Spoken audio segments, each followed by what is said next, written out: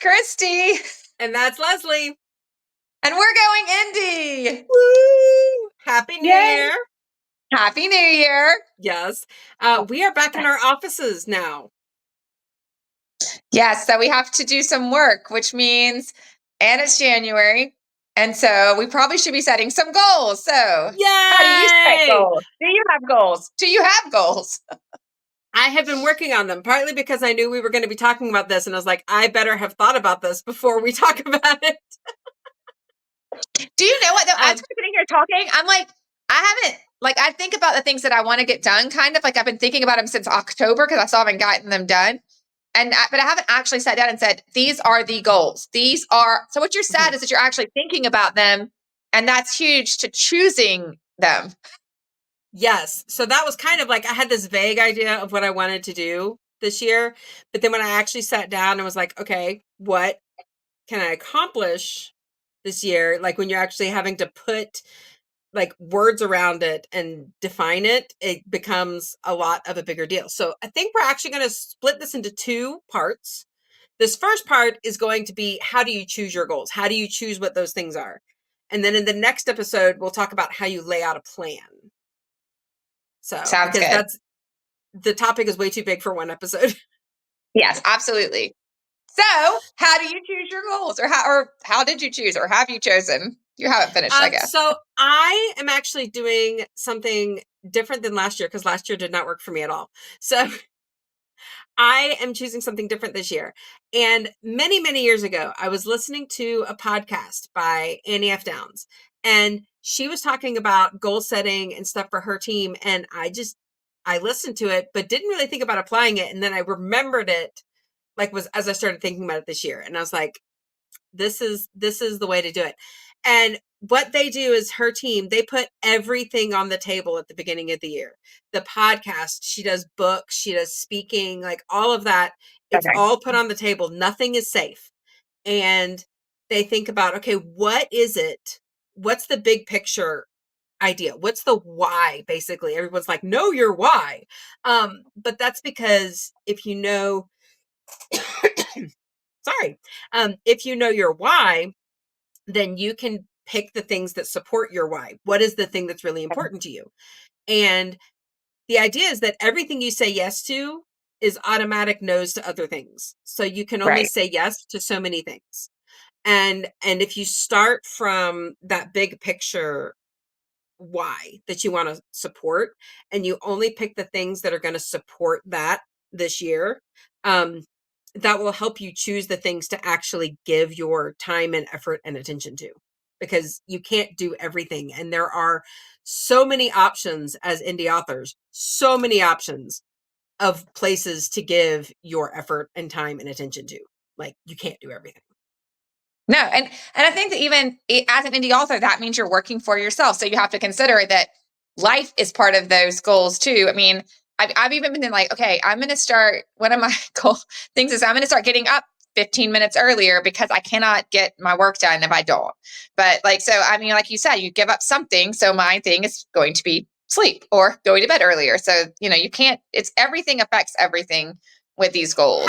I just have to know, how is 15 minutes going to change your workday? I need to know this. Totally going to change it.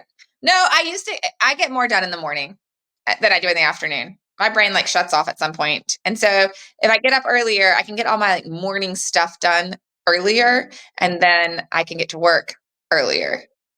So that's how. Okay. I cannot wait to see how 15 minutes changes your world. It's going to change my world. We will do an episode in June where we revisit these goals. But I think that time frame is part of it. You need to decide, how long a goal are you setting? So one of the things I'm doing differently this year is I'm actually setting by quarter, because a year feels too daunting for me, because I will either mentally think, oh, I've got plenty of time, I don't need to do it, I don't need to rush right now, I don't need to push right now because I've got a whole year. Or I mess up in February and it's like, I give up. You never can. So I am doing by quarter this year. Yeah. Well, so, I mean, I think that I think I can do it both ways. I mean, I don't know. I know we're going to talk about more about how we do it, but I think it's like I want to publish this book this year, and my bigger goal is to publish the whole series. But so I know that in order to publish a whole series of books, I'm going to have to look at the whole year, Mhm. and so I have to break. But I have to break down the smaller parts, like for January, like just saying I'm going to edit this book. That's it. And then saying for February and March, I'm going to write a book. That's it. Like, I think that Mhm. having those goals so that I know where I'm going kind of in the big picture, like deadlines and things like that, help me figure out what the actual smaller goal is to like kind of keep breaking it back down, keep breaking it down into manageable steps. I guess like, so you have your big goal, your big picture goal, then you have like how you get there, and then how you have to get, how you get to get there. So little goals to help you along the way. I think that is a really big point. Like your big goal needs to have smaller goals underneath it. Yeah. There needs to be other milestones that you can hit beneath it that are kind of like a ladder up to your bigger goals. So when you're choosing your goals, make sure it's something that is doable. Also, like running a marathon would be a very impossible goal for me. I think you can do it. I might could couch to 5K by the end of the year, but um not run a marathon. So like pick something that's doable and is very, important to you. But also something that has smaller steps in it so that you Yeah. can break it down when you're making your plan. And I think that one of the things you just said, like, that's important to you, because if it's not important to you, then you're not going to do it. So I think like that your why really has to be why this thing is so important that you're willing to give up, for me, sleep. You know, or some other thing that you Don't have give to up give up. all your sleep though. That's not healthy. I'm not giving up all sleep. All sleep, So not sleeping at I all, just living on um caffeine. yes, okay, that too. So yeah, I think that the why is huge. And like you said, like the things you're gonna let go of, like I don't know, besides sleep, that actually feels easier for me to let go of than other things. So I Yeah. think that that's where you really have to sit down and say, if I'm doing this, then I am not doing this. And that helps Yes. you really zero in on what maybe one or two or three goals for a whole year or for a quarter. I think that that's manageable. So it is kind of a real moment to take and have some real thought. I mean, I will be definitely praying about that, Mhm. what I actually need to be doing to make those steps. So, Okay. yay. So go and let us know in the comments what is one goal you have and one goal you are maybe letting go of that you had before. And we should probably start. So, Leslie, what's one goal you have that you know you have set for this year Published one book, actually. So, in May. in May? Okay. So, I'm actually also shooting for May for my contemporary. I'm hoping to have it out in May. So, we will have massive big book launching in May. Between the two of us. Woohoo. So that is one goal I have. What is one thing you are letting go of? I was trying to think. I knew you were going to make me do this. I'm trying to think. What is one thing I'm going to let go of? I don't even know. I think I did have a goal to put out my newsletter to put out more than one newsletter a month. But I'm going to be realistic and just say that I'm going to since I'm going from a quarterly newsletter to a monthly newsletter, that one a month is enough. Yes, I think that is actually good.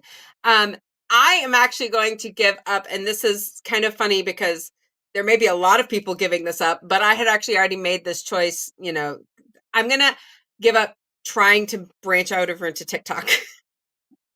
Yay. Because I tried like in like November and December. I was like, I need to branch out into more social medias. I was trying to really focus on growing my social media stuff. And I think I'm going to kind of let that go and focus on creating content like writing and devotions and books and this like focus more on creating things and less on being a social media person. So I'm Amen. not giving up social media, but I'm going to give up focusing on it as a metric. Yeah, I think So that's great.